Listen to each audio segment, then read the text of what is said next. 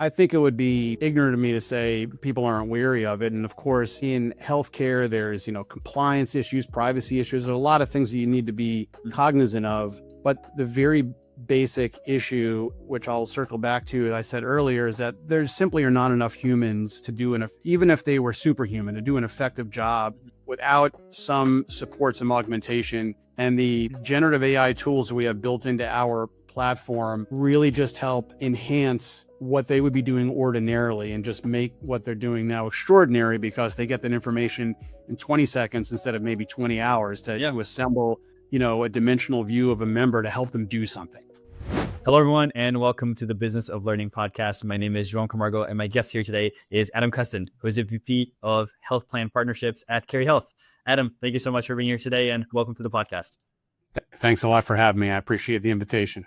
Yeah, I'm super excited to have this conversation. When we first had our quick introduction before this whole thing started, you were sharing so much about Cary and what you guys are doing, and I found it so interesting and intriguing. So why don't we start off with you just telling everyone a little bit more about yourself, a little bit more about CaryHealth, what you guys do, who you are, and any context you'd like to share about the company. So it's a long question. That might be the whole podcast. So I lead our health plan partnerships at CaryHealth. I've been with the organization for a little more than 4 months. Prior to that, so that we're in the managed care space, by the way, and I'll circle back to what CaryHealth does and for whom. Prior to that, I led sales and marketing for a company called Health Network One for about 8 years. I was the SVP of sales and marketing. And before that, I had a fairly long career in not healthcare. So led a couple of advertising agencies, spent time in consumer packaged goods as well as traditional commercial B2B marketing. So as you can tell by the gray on my beard, this is not my first rodeo. But I've spent about the last 10 years in the healthcare space, and specifically supporting managed care or Medicaid and Medicare organizations, which is what CaryHealth does. We are a technology company that provides support for those managed care organizations to identify and then close what's known as open care gaps or quality gaps. I can tell you more about why that's important, but that full stop is who we are and what we do. No, that's awesome. Thank you so much for sharing that. And I would love to dive into a little bit deeper there, because I think a pattern of so many of the conversations that I've had is that so many businesses have a lot of data and a lot of things that they can do, and they don't know how to use that or funnel it properly. And I'm sure that's actually a huge part of what you guys have gone as well. So tell me a little bit more in depth of how that all happens. Sure. And data is a great place to start. So first, let me just talk for a moment about the care gap. So managed care organizations are governed or sponsored by governments, the U.S. government or state government or both, depending on what kind of organization it is. And part of a part of the oversight is meeting very specific quality metrics. So you might have heard stars as a quality metric, and whether a plan is a 4 or 5 star plan. Well, that's actually a composite of dozens of actions or quality measures that are underneath that to ladder up to those 5 stars. Each one of those is important. Each one of those ultimately has 2 basic impacts. One is that obviously it affects the member or the patient, and the objective of those managed care plans is to keep folks healthy and really out of the hospital. And 2, it revolves around compensation. So unlike a commercial health plan where you or I are paying a premium along with our employer, let's say, to fund the health insurance, Medicare and Medicaid is primarily or exclusively paid by government. And therefore, it's kind of a zero-sum game. And the way that those governments ensure that the plans are doing their jobs is to measure these very specific quality initiatives. If you hit the quality initiatives at a certain level, you get paid your full compensation. If you don't, then some of your compensation is withheld. So that's the basic premise. There's an economic premise as well as a clinical or true quality health premise. Underneath that is, well, how do you act upon? How do you know that you have open care gaps, and how do you act upon that? And that really is where we come into play. Is that it's no secret that there's a balkanization of data in the healthcare system. almost any level of resolution. So if you are a health plan, there are many different data sources that come in at different times, different rates, different levels of accuracy, different levels of visibility. And what our platform does is really ingests all of that information on behalf of the health plan and provides them with very clear visibility to the data. And then two things happen. One is that the health plan could act upon that information on their own, and they do to a certain degree, but there's not a health plan on the planet that is staffed correctly to address 100% of those open care gaps. Yeah. So the other thing that we do is those open care gaps then flow into clinical automations or clinical sequences, these omni-channel efforts to inform providers or members of these open care gaps and guide them to closing those care gaps. And the combination of those two things really improves the efficiency and effectiveness of the health plans and closing more care gaps, more quickly or with less resources. So interesting. And thank you for sharing all that in a little bit more detail as well. It sounds to me as well that a lot of what you guys do is going to be always specific and personalized to who you're helping, but a lot of it can also be more and correct me if I'm wrong here, but more a very seamless plug and play system that once this is installed for them, then it can be much very smooth. There isn't a lot of there's a lot of tedious things that they have to do on their end to take care of all this information, funnel it through, channel it in the right way, all those things. I would say you're traveling down the right path. There is definitely a standard approach that any Medicare or Medicaid plan would take, and those fundamental or base level, rules or parameters are built into our tool. I would also say that even if any of those health plans didn't have a human being or human beings who are acting on those open care gaps, they would still be addressed to a certain degree through our automation. So there's some ballast there for them. Beyond that, there's and it might be an overreach, but I'm going to say it. Our tool is infinitely customizable. And what I mean by that is specifically in Medicaid, the regulators are at the state level. So the rules and regs of what makes a high quality Medicaid plan in Florida may be materially different than South Carolina or Texas.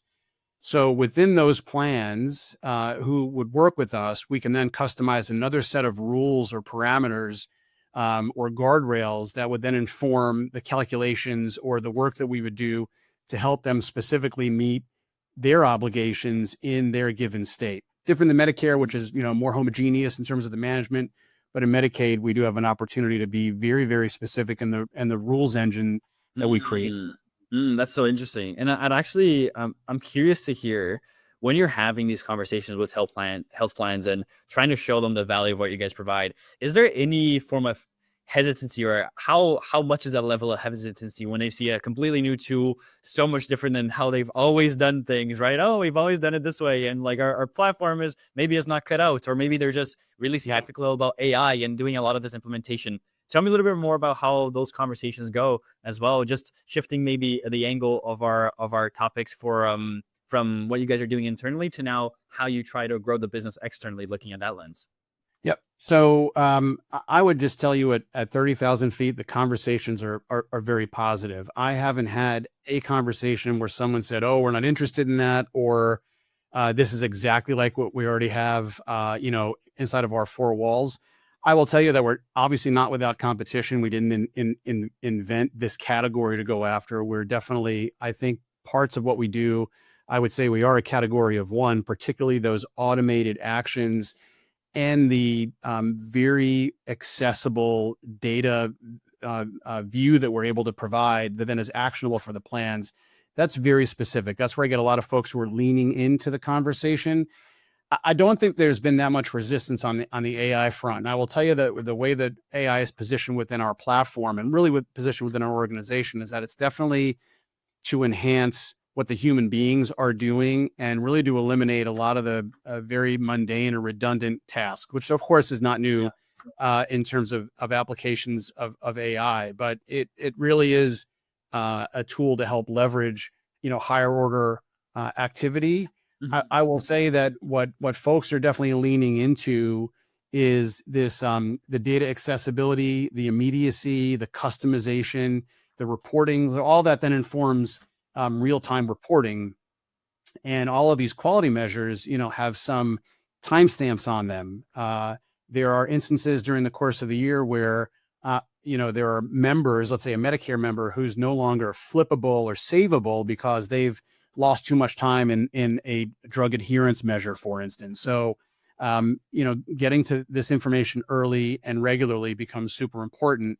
And our platform allows someone in the quality department or population health department to do that, and then not rely on another organization or department within that potentially large group for a report that may come in 2 weeks, or 2 months. The half-life of these reports is pretty short. So having that accessible and immediate data touches becomes super important to the care management teams. Well, that's so interesting. And I just was not expecting that answer from you at all, and how that actually leads on. Because so many of the companies that I've been speaking with on the podcast and outside the podcast as well, it's always like, hey, there's usually that hesitancy gap, or like AI is something that people are just weary of. But for you guys, it seems like it's upside down, and that's actually a good thing. I mean, in my eyes, that's always a good thing if you're able to frictionlessly help people adopt and adapt this into their day-to-days as well. I think it would be ignorant of me to say people aren't wary of it. And of course, in healthcare, there's compliance issues, privacy issues. There's a lot of things that you need to be cognizant of. But the very basic issue, which I'll circle back to, I said earlier, is that there simply are not enough humans to do even if they were superhuman, to do an effective job without some support, some augmentation.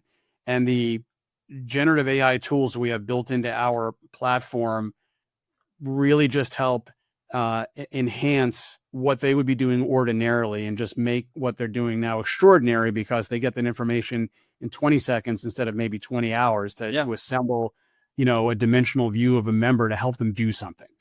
Yeah, it allows them to focus on the high leverage stuff as opposed to the minute stuff. No, that's awesome. And then something that I always like to focus or try to bring attention to in this conversation in the podcast as well, Adam, even though that side of AI adoption and all these things aren't a huge challenge, businesses, sometimes from the outside, they look like sunshines and rainbows to people. And I think as leaders from the inside, we know that that's not true, right? There's many things, many challenges along the way. And even though that what we just talked about isn't one of them, I would love to hear from you. What are some of those when you're looking at the growth of the company, when you're looking at the things you want to achieve, maybe some of the hurdles, some of the obstacles that can stand in the way of achieving those things and getting to the impact that you guys are trying to get to?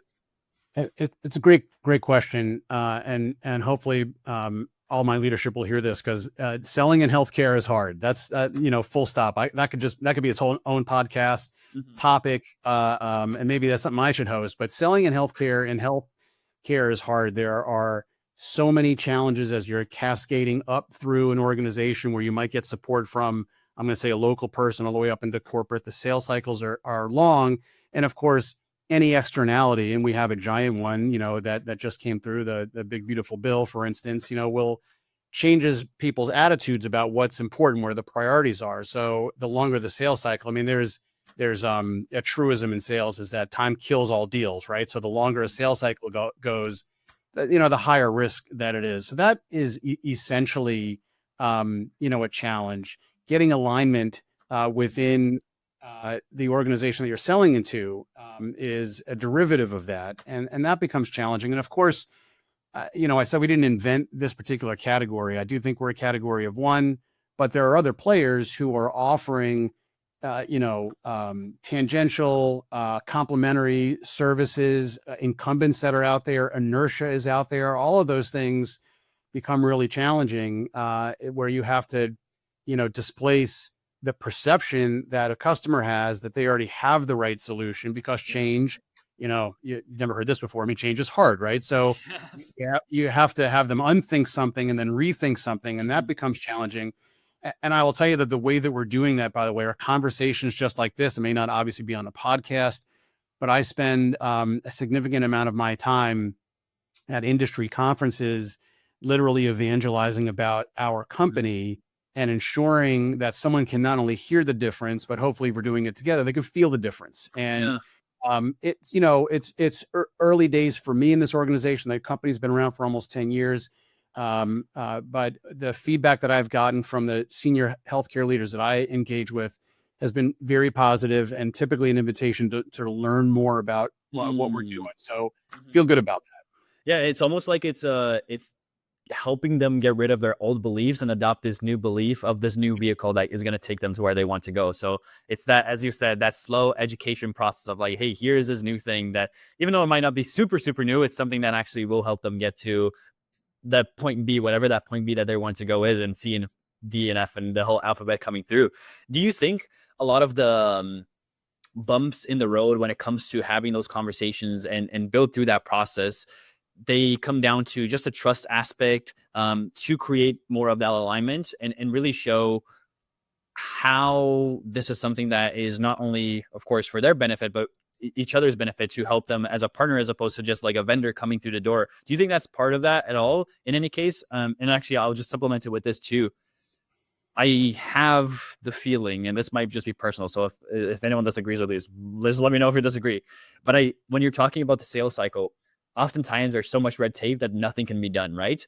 But from my perspective, at least, that front end, if the relationship is better, the trust is better, people are always keen to have that next conversation. So that's kind of the lens that I always go through. So going back to my original question, do you think that trust aspect, that relationship building, that creation of the alignment in the front end is something that has to do with the trick with the tricks of being able to lead the conversation forward? 100%. So I have embraced a very simple philosophy, which in action is paid off by spending time at these conferences, which of course is only the first. That's, you know, if you're looking at an iceberg, that's the stuff you can see that's visible. A lot of this stuff obviously happens below the waterline, Mhm. but it's a very simple philosophy that I've embraced in this arena, and it's what I call the holy trinity of personal sales: is to be known, to be liked, and to be trusted. And I wish I invented that. I didn't. There's a guy that I pay attention to, Brian Burns. You can find him on LinkedIn, who talks a lot about that. And it's absolutely true. And, you know, so when I'm reporting internally about the progress that I'm making, you know, I attribute some of the progress to the fact that I've been doing this for a while, and Mhm. someone will take a call or respond to an email based on knowing, liking, and trusting me. The rest of this has to do with the fact that the other half of the question, the answer is differentiated value. Mhm. The being known, liked, and trusted only takes you so far. I'm going to get that initial conversation, but it also creates a lot of honesty and transparency with someone on the other side of that conversation. And if Mhm. we don't have differentiated value, I don't think I would get that second or third conversation. Folks are going to Mhm. shut it down because they don't want to waste my time and their time. And that's the part that I'm most excited about being with this organization, and particularly our product called OneDash, which is that it absolutely offers differentiated value. And I'm using whatever skills I can bring to the table to help, you know, promote that and advance that. And the Mhm. trust is a huge part of that. And also trusting in process, by the way. So I just would say one thing about that, which is, you know, this personal sales, particularly as you're building a sales organization, can be a Mhm. very lonely business. So it's important to trust that if you have that connection and mutual respect with a prospect, that them not responding to you doesn't mean them ghosting you. It means they got as many things cooking as you do. Oh yeah, So life happens, business happens. yeah, it happens. That's exactly right. So, you know, it's a cocktail of things that are happening to advance, Uh-huh. you know, the initiative. Awesome. Very, very cool. And I actually love to tie that into a question that I've asked almost everyone on the podcast. And I think it would be great to ask you as well, Adam. I think it just takes away that cap for thinking. So here it goes. Let's say you had a magic wand and you could just wave this amazing, phenomenal wand to solve one challenge, one obstacle, hurdle, that whatever it might be internally for the company. When looking at the revenue targets you have, the client acquisition targets, all the growth Mm. goals that you have, I think as leaders, we're often trying to prioritize a million different things and trying to take care of all them at once and put so many fires out. For this one, you just get one thing that then allows you to hit all your growth revenue goals that you might have. What's the one thing that you want to wave that wand for and solve in the business? So that's a tough question. So I mean, in internally focused, you know, I'm gonna verbally process this. I'm gonna start by saying I don't know, and I will tell you the reason I don't know is we just had a company 2-day company offsite meeting uh, uh, 3 weeks ago, and the clues. And I've done other startups before. I've worked for large companies before. The singular thing that makes there are two things that make or break companies at our level. So we have around 60 full-time employees. One is alignment. And that is, in essence, everyone pulling on the same rope in the same direction. And part of my accountability is to ensure we're in alignment by transmitting objectively feedback I'm getting from the market based on what I'm presenting to them with our current product, because that will inform either changes to the current product or enhancements, down the road for, version X, Y, or Z, right? So alignment, that's only one component of it, by the way. I mean, alignment is a really difficult thing to choreograph. And when you're small, it's also likely informed by culture. And I will tell you that is what's given me a lot of comfort, is that we have, I think, a very well-defined culture where everyone is, we're not automatons. They're definitely a bunch of individuals at this company. Mm-hmm.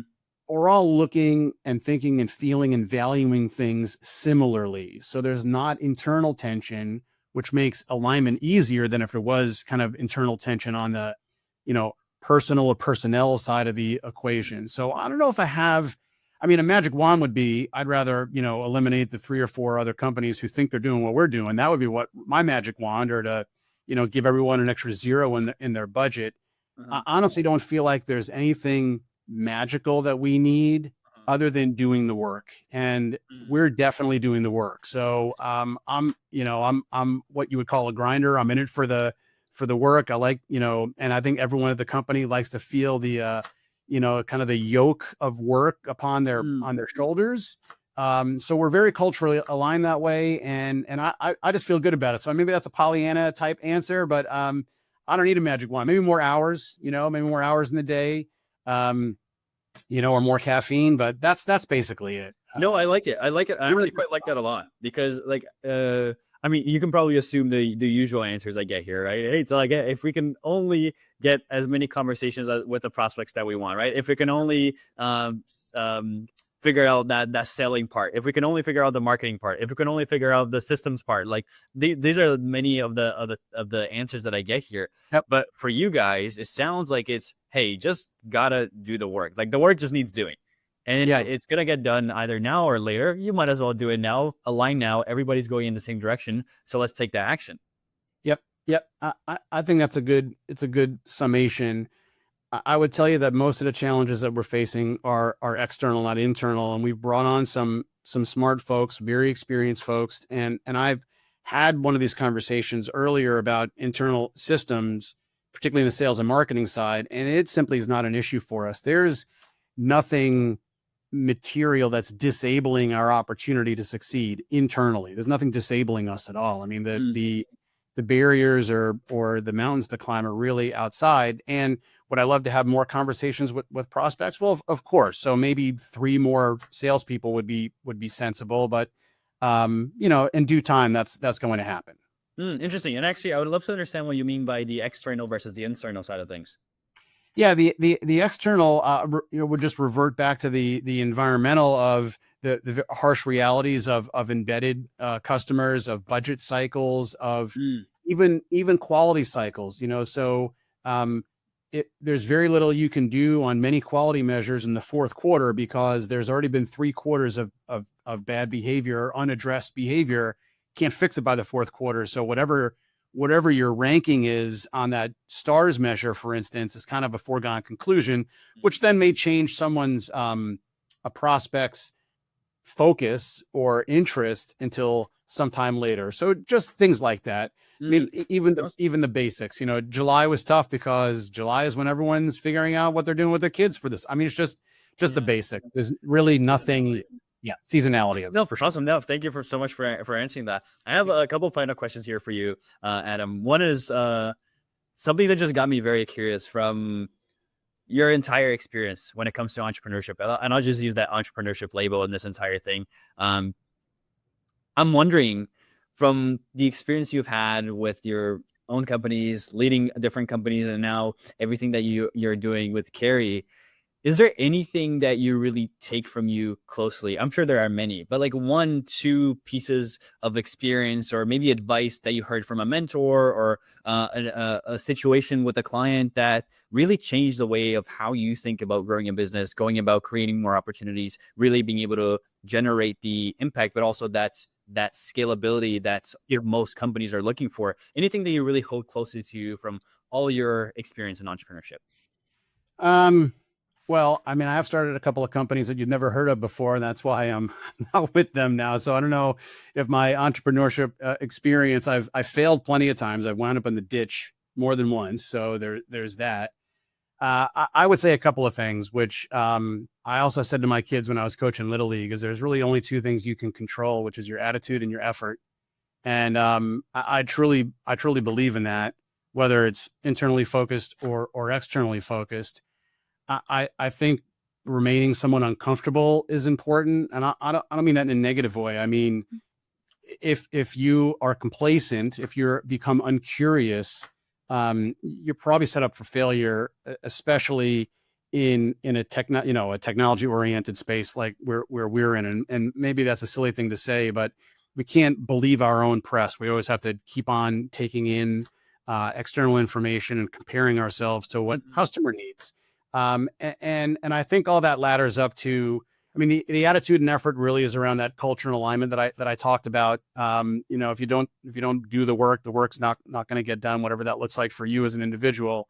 But all of that has to ladder up to, very specifically asking yourself on a regular basis if we're offering differentiated value, if what we're doing is going to make a difference to our customers. And of course, at some point, we want to feel like we're indispensable to them, which is really the ultimate goal. And then everything will pay itself off. So there's all different ways to get there. Being marketing led, being product led. So I wouldn't say there's a specific formula for that, but the attitude, effort, curiosity part of it for me is essential. Both I would say professionally and personally.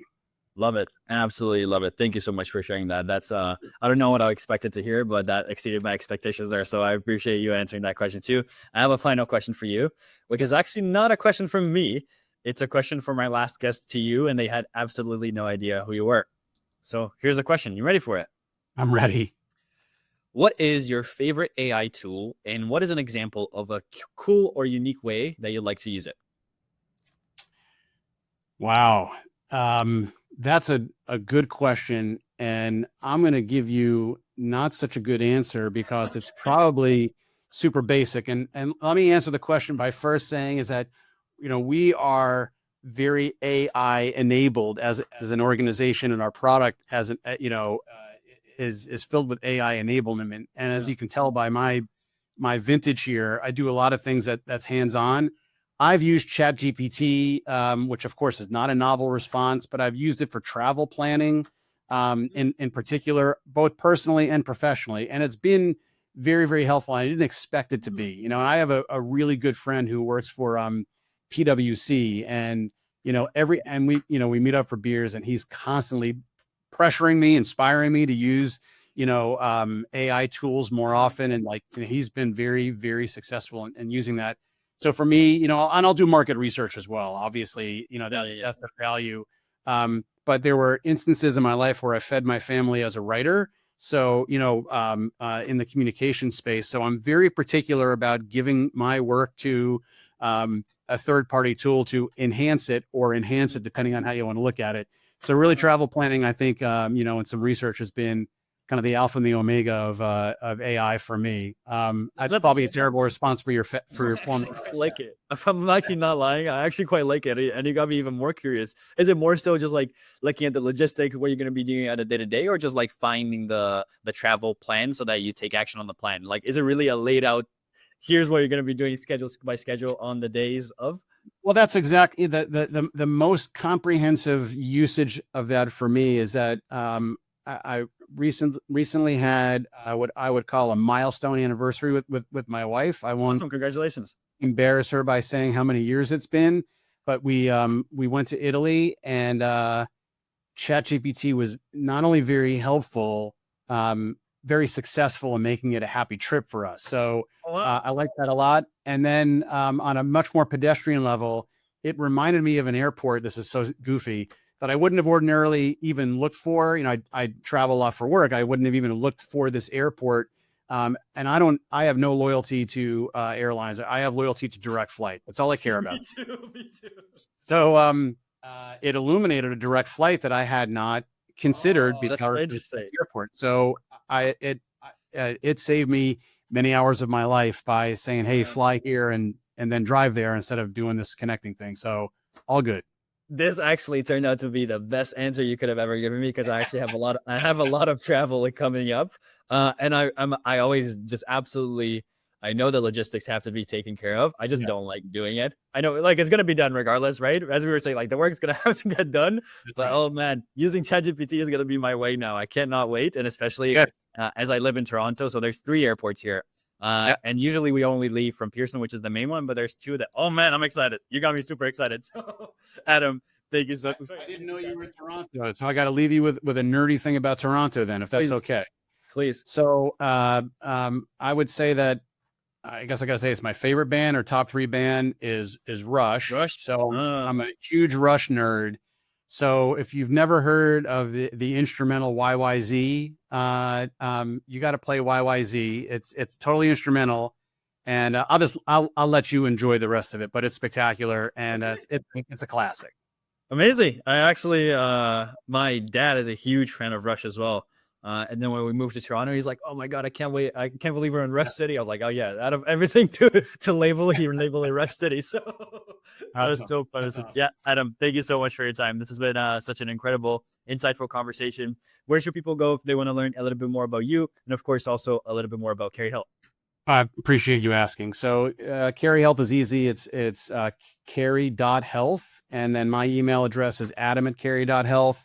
And I'm easy to find on LinkedIn as well. And, I accept all invites. Love to have conversations. Amazing. I will leave as many links as I can down below here, and obviously Awesome. Adam's contact information if you want to check that out. And if you enjoyed listening to this conversation and probably have some travel plans that you're thankful for right now, please hit the subscribe button, and I will see you on the next episode. Adam, thanks again for your time. Thank you. Appreciate it.